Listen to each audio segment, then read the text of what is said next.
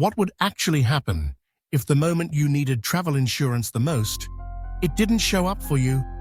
Imagine being stranded in a hospital bed overseas, staring at a bill that's climbing past $10, $20, maybe even $50,000, and your so-called comprehensive policy suddenly feels like a paper shield, thin and useless. Sounds terrifying, right? But here's the reality most travelers never think about until it's too late. Insurance companies are not in the business of protecting you.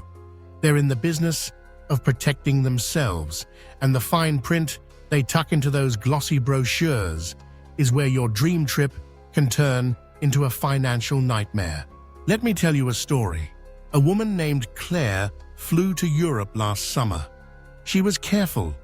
She bought insurance from a well-known provider. She thought she was covered for everything: medical, cancellations, even lost luggage.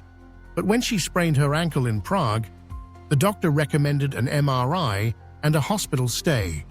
And that's when the insurance company slammed the brakes. They claimed the injury was linked to a pre-existing condition she had never even been diagnosed with. Just some minor ankle pain she mentioned to her doctor years earlier, and boom, her entire claim was denied. That little clause, hidden on page 12 of her 30-page contract, cost her over $7,800 out of pocket, and her dream vacation turned into months of debt and arguments with customer service reps who read from scripts. And Claire isn't unique. Exclusions like this are everywhere, but companies know that travelers don't read every single word of those contracts because honestly, who wants to sit down with a magnifying glass the night before a flight and decode legal jargon? The trick is, they design it this way. They put emergency medical coverage in bold letters and they say trip protection. But what they don't highlight is that if you drink one too many cocktails on the beach and slip by the pool, your claim might be void because injuries related to alcohol use aren't covered. Or that if a volcanic eruption cancels your flight home, they'll deny compensation if it's considered an act of God, which basically means anything outside their control.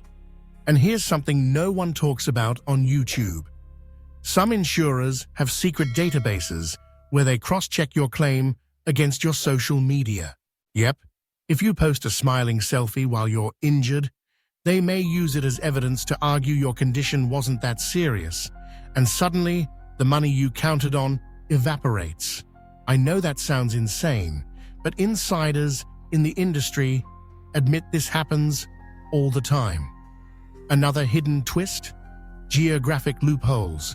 You think you're covered worldwide, but buried in the fine print, there's a list of restricted destinations, sometimes entire regions, like parts of Asia or the Middle East, where your policy is void the second your plane touches down. Imagine you get food poisoning in Bangkok, and instead of help, you get silence because your destination was excluded without your knowledge.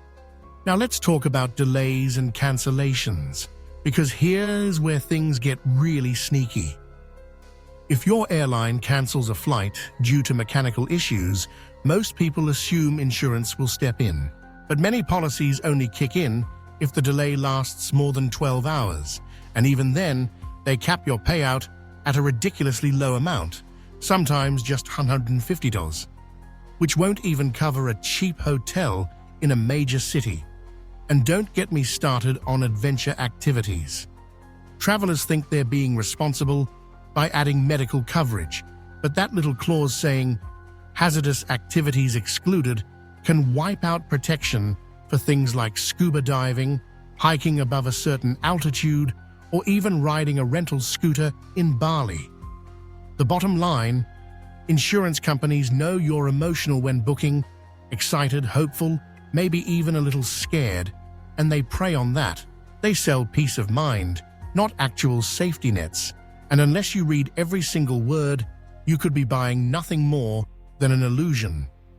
So next time you click Add Travel Insurance at checkout without thinking, ask yourself this: is this policy actually protecting me? Or is it just a cleverly packaged gamble where the house always wins?